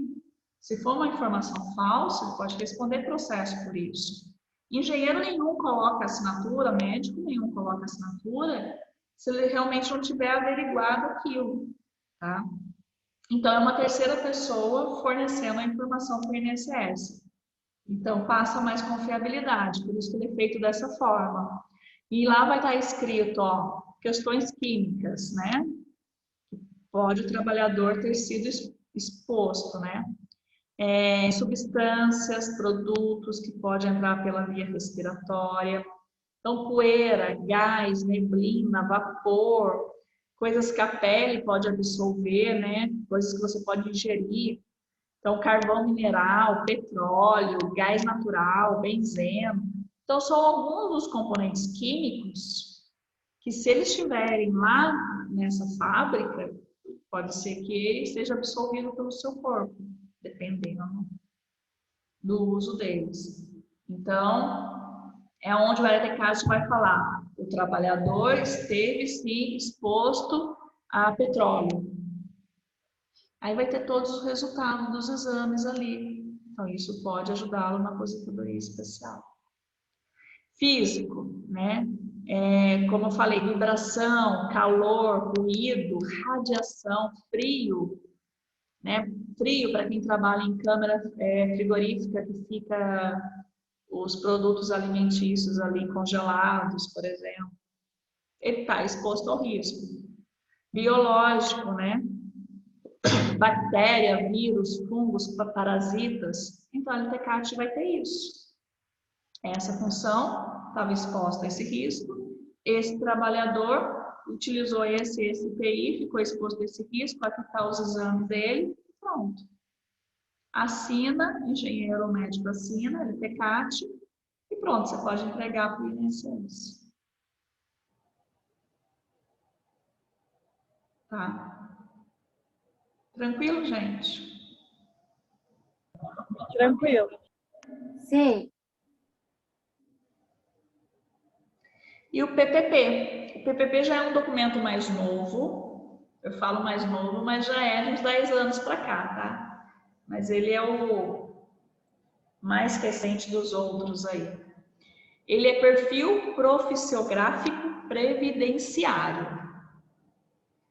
Ele complementa a LTCAT, ele também é entregue ao INSS e ele também é um documento para ajudar aí ou para garantir a aposentadoria especial. É um formulário, o RH faz isso hoje de forma eletrônica. O RH ali, quando ele já tem isso preenchido por funcionário, né? E quando ele desliga o funcionário, aí ele faz a última atualização e isso já vai de forma eletrônica hoje para o INSS. O funcionário às vezes recebe uma cópia do PPP no seu desligamento. Eu já recebi uma cópia do meu, não sei nem onde eu guardei, mas eu lembro de ter recebido uma cópia uma vez que eu saí de uma empresa do meu PPP. E é o RH que preenche E ele vai preencher isso com os dados do PPRA, do PCMSO, aí ele entra e preenche esses dados aqui. Tá? E aí, de novo, aí traz a questão de você estar exposto a algum risco, né?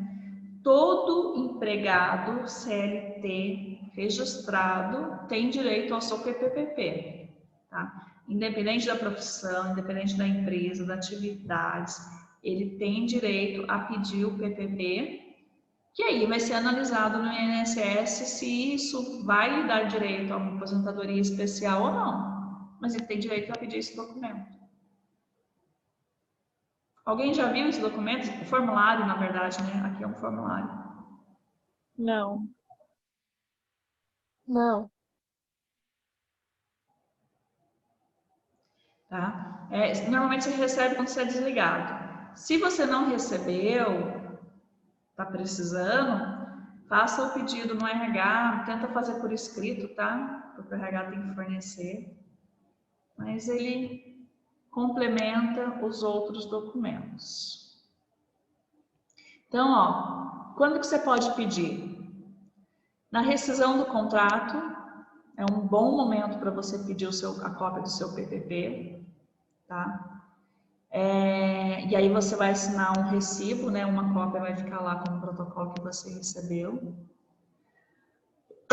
Em momentos de reconhecimento de algum recebimento que você tem, algum benefício do INSS, você pode pedir, até para avaliar se está tudo certo. Benefício de incapacidade.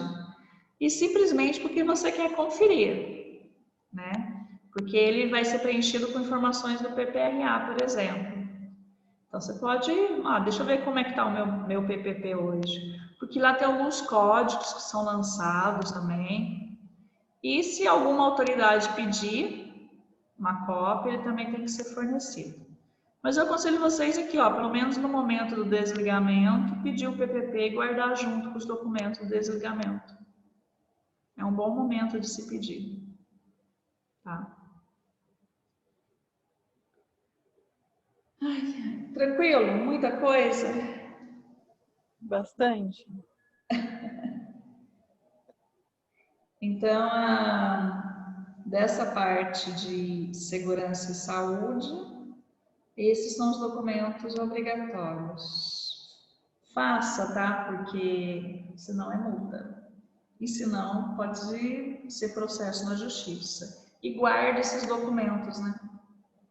Como empresa, é bom guardar. Eu lembro que nós tínhamos todos os documentos lá de todos os anos guardadinho lá no arquivo, lá, se uma hora precisasse.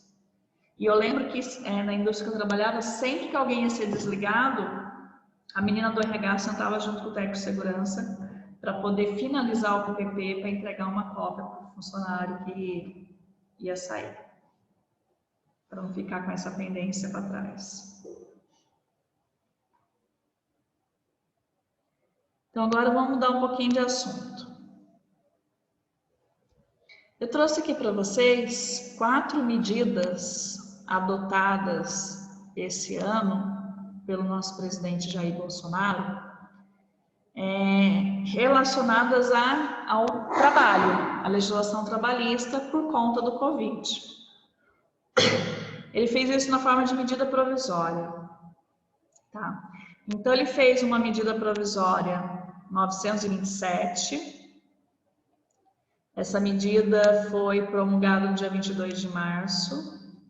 E essa medida 927, o objetivo maior dela é a preservação dos empregos, para que não houvesse demissão em massa. Então, já vamos falar dela já, particularmente só dela. Então, essa 927 é para poder preservar os empregos. Depois ele fez a 936, tá? Que foi um programa emergencial para fazer a manutenção do empregado, para que houvesse ali pelas empresas ali uma ajuda para segurar os empregos. Tá? Isso foi uma medida emergencial, né, para poder preservar o contrato de trabalho. Depois nós tivemos uma outra medida provisória, 944, que foi uma linha de crédito para o empresário para ajudar ele na despesa da folha de pagamento. Tá? E esse programa aí de linha de crédito para folha de pagamento foi destinado a empresas com receita bruta anual superior a 360 mil, até 10 milhões de reais. Então, para as empresas que tenham essa receita de 360 mil até 10 milhões de reais, houve essa linha de crédito, que é um complemento ao salário, né? A empresa, em resumo, a empresa pagava uma parte, o governo pagava a outra. E a medida provisória 945, né? Para estabelecer garantias ao trabalhador portuário. Essa categoria de pessoas que trabalham no porto, né, diretamente ali relacionado à exportação, importação, recebimento de mercadoria, e também o trabalhador avulso, né, o chapa, que ajuda a descarregar o caminhão, também entrou nessa medida. Ele é uma classe que foi muito afetada pelo Covid por conta da idade dessas pessoas e do risco que elas estavam correndo de pegar o Covid, né? Então, houve uma medida provisória específica para elas, né, para garantir aí e proteger esse grupo de profissionais. Então, vamos ver uma a uma, né? A 927, que é da preservação do emprego. O que ela tem de conteúdo para a gente entender o que foi feito? Ela foi feita algumas coisas. Uma delas foi acordos individuais, tá? Aonde o empregador firmou acordos individuais com o seu empregado para poder preservar o emprego, né? E esses acordos aí, por escrito, muitas vezes acordo diminuindo alguns benefícios, suspendendo temporariamente alguns benefícios, né? Para poder reduzir o seu custo. Colocando o trabalhador para trabalhar em menor carga horária, para diminuir também o gasto com esse trabalhador, o salário. Então, foi uma medida que permitiu acordo individual entre empregado e empregador, coisa que não pode ser feito em tempos normais.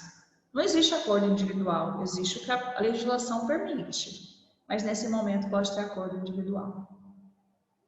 Teletrabalho, home office, alteração desse regime de trabalho para preservar o emprego e preservar a saúde desse trabalhador, tá?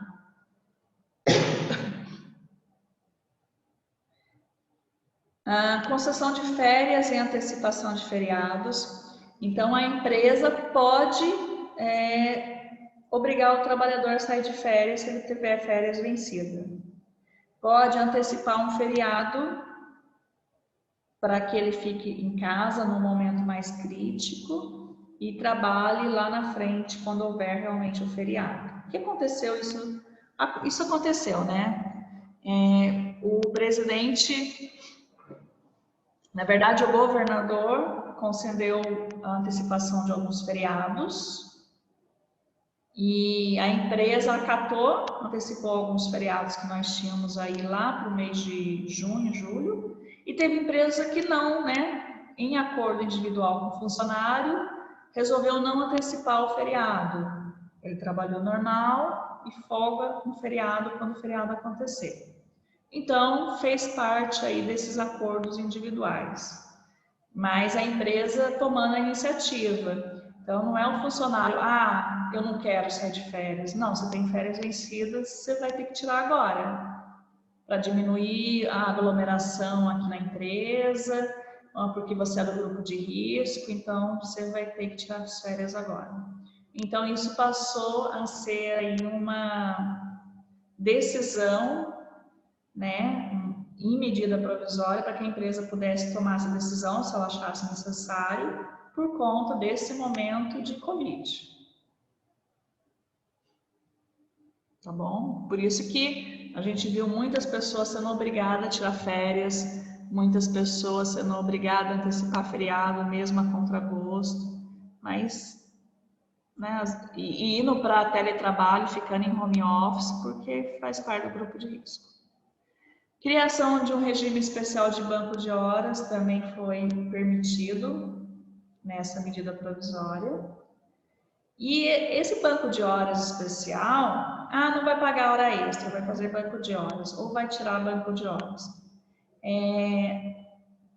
Essa alteração, essa abertura para mexer no banco de horas, podia ser tanto em favor do empregador como do empregado. Então, se existe banco de horas, o empregado ficou guardando para emendar o Natal com o Ano Novo, pode ser que a empresa fale para ele antes: você tem 10 dias de banco de horas, você vai tirar agora. Então, tanto a favor do empregador como a favor do empregado, ficou flexível essa compensação de banco de horas. Tá? E o empregado pode ter se visto obrigado a tirar o seu banco de horas aí nesse período aí que até já passou aí. Então, foi uma das medidas aí feita pelo nosso presidente, tá? Independente aí de acordo com o sindicato, independente do que estava combinado antes, houve essa abertura para se tirar o banco de horas antes do que se imaginava.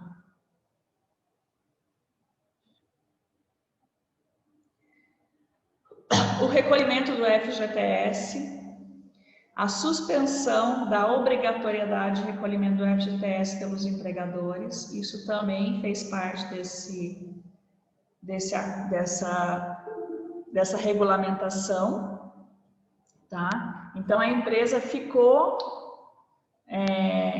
isenta de pagar o INSS, ficou suspenso aí por um período. Claro que se, por acaso, ela viesse a fazer a demissão do funcionário, tinha que pagar tudo, certinho.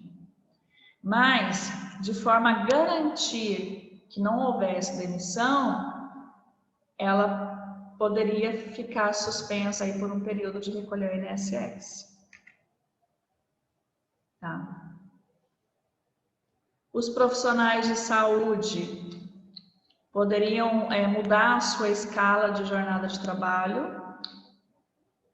Tá? Isso foi permitido também por conta da saúde. Opa!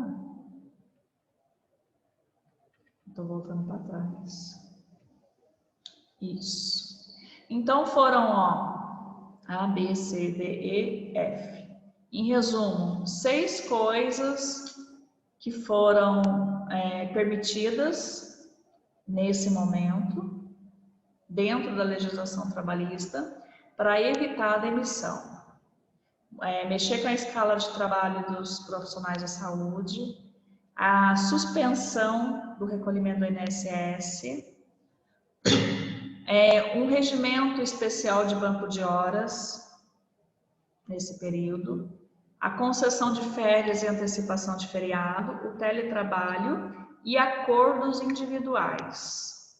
Então, assim, se a empresa fizer um acordo com a Juliana, é com a Juliana, não é com todo mundo que tem a mesma função dela. Não precisa ser um acordo coletivo, eu posso fazer um acordo individual. Então, isso foi permitido. Depois, nós já tivemos aí a medida provisória 936, né? Que foi um benefício emergencial também focado em preservar o emprego e a renda. Tá? Então, houve aí, no caso de redução de trabalho e de salário, né, permitido, né, você reduzir salário e reduzir a carga horária de trabalho, e um custo aí complementar pela União, pelo nosso presidente. Então, houve um benefício emergencial por meio de um acordo coletivo com os empregados, para quem recebe salário igual ou inferior a R$ 3.135. Tá? Então, foi possível fazer esse acordo. Então, foi reduzir jornada de trabalho, suspender contrato de trabalho. Então, muitas empresas, não é que elas demitiram, elas suspenderam o contrato de trabalho e o funcionário começou a receber do governo. Então, isso foi para ajudar a empresa a não partir para demissão, simplesmente só suspender. Ou reduzir, né? Então, a redução de trabalho pode ser em 25%, 50% ou 75%. Tá? Os trabalhadores que enfrentarem uma redução inferior a 25% da sua jornada de trabalho, por consequência, no salário não fará jus a qualquer benefício comportamental. Então, quem trabalhar só 25% a menos, aí não recebe a ajuda do governo. Agora, a redução de 50% a mais, aí tem a ajuda do governo. Tá? E, no caso de suspensão do trabalho, os critérios do governo: 100% do valor do seguro-desemprego, a que o empregado teria direito, no caso do empregador tiver um rendimento bruto de até R$4 milhões em 2019. 70% do valor do seguro-desemprego, a que o empregado receberia, no caso do empregador tiver obtido em 2019 um rendimento superior a R$4.800.000, tá? Então, por exemplo, nessa situação aqui que a empresa tem um rendimento bruto até 4 milhões no ano, o governo pagou 100% do que é equivalente ao seguro-desemprego para esse funcionário que está com o contrato suspenso. Para as empresas que têm um rendimento maior, 4.800.000, o governo pagou 70% do valor do seguro-desemprego e o empresário pagou 30% para complementar o salário. A estabilidade provisória, essa medida provisória, o fato do governo estar ajudando, faz com que a empresa garanta essa estabilidade, né? Porque está só suspenso. Então, depois disso, tem que haver o retorno aí às atividades no período normal. E depois nós temos uma outra medida provisória, tá? Que é a 944, que é o Programa Emergencial de Suporte ao Emprego. É uma linha de crédito que o governo ofereceu para as empresas a juros bem menor, porque vamos imaginar assim, a empresa precisa pagar o salário, não tem dinheiro, vai pegar no banco, os juros do banco é mais alto. Então, o governo disponibilizou essa linha de crédito para a empresa pegar com ele, depois de pagar, né, devolver, numa taxa de juros bem menor, 3,75% ao ano, e com prazo de pagamento até 36 meses. Então, a empresa que está em crise pode pedir essa ajuda para o governo. Depois tem 36 meses para pagar, em juros bem menor. Gente, tranquilo? Estou indo muito rápido. Tranquilo. Tranquilo. E depois nós temos, por último, a medida provisória 945, tá? Que é aquela feita para os trabalhadores portuários, para ajudar especificamente esse grupo. Tá? Então, é aquele trabalhador que trabalha no cais, confere carga, né? Às vezes não é contratado, não tem vínculo empregatício, não tem carteira assinada. Então, ele foi afastado e teve essa ajuda, né? Quem foi afastado desse grupo?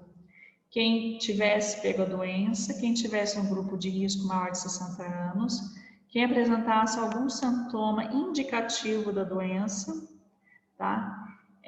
Gestante, lactantes.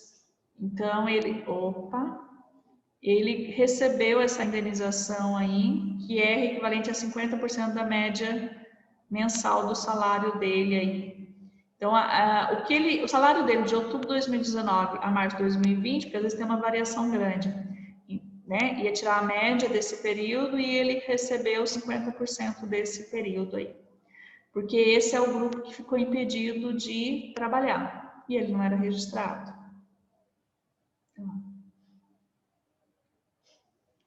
E então foi uma medida provisória aí para ajudar esse grupo desses profissionais.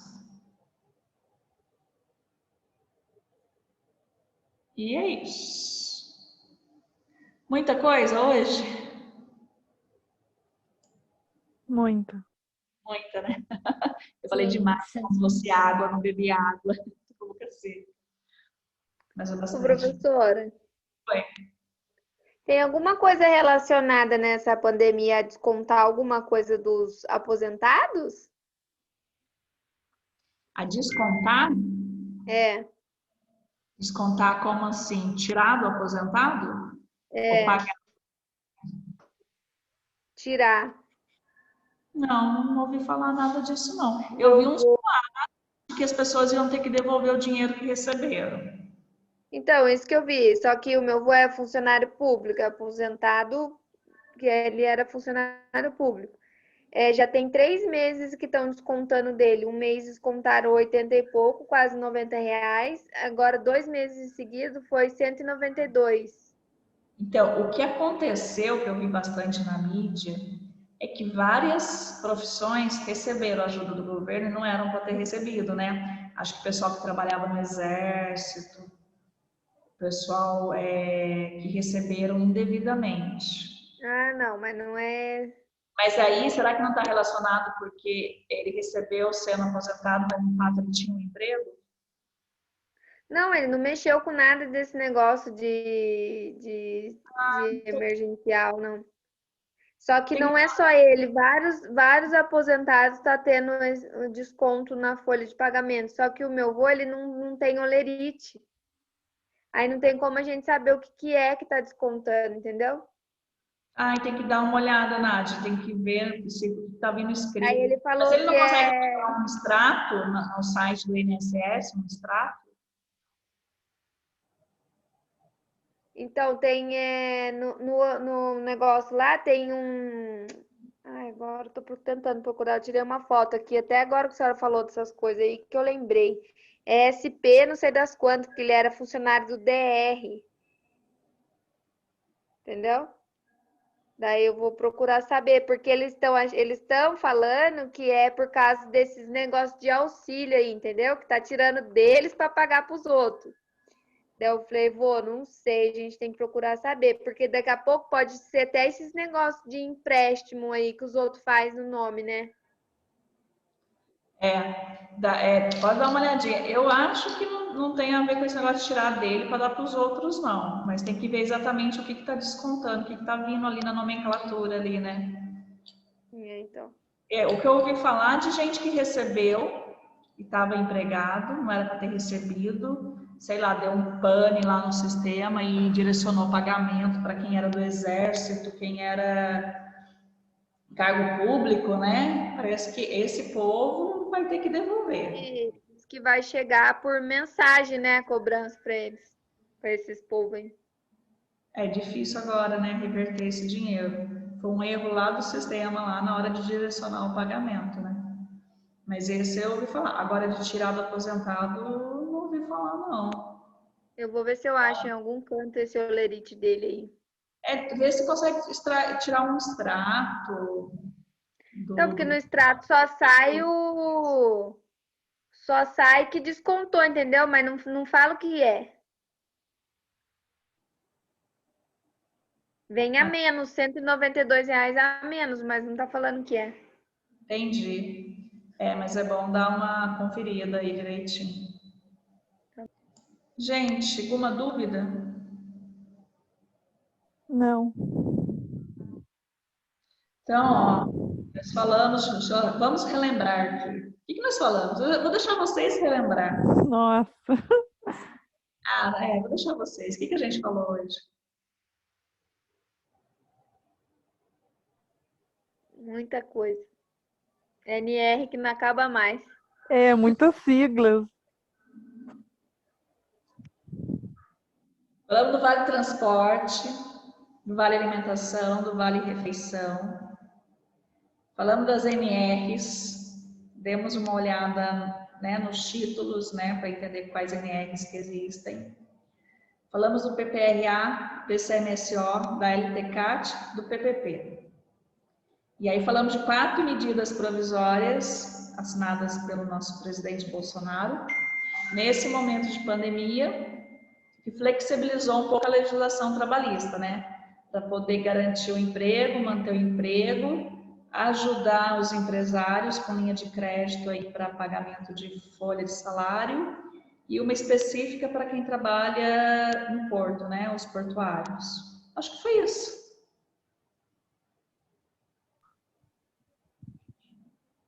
É. E aquele laudo lá, né? L não sei o que lá. O LTCAT, né? Isso. E o LTCAT. Então, assim, legislação trabalhista no Brasil, ela é forte, viu? Ela tem um peso grande ali para o empresário, tem uma série de coisas que ele tem que ficar atento, não é só em relação a salário, em benefício, tem segurança, tem saúde, né? Tem o INSS, ele tem que ficar atento a isso também para ele ser pego de surpresa lá na frente. E tem essa flexibilização agora, nesse momento só. Mas depois voltaremos à nossa vida normal. Ela não é tão flexível assim, a lei.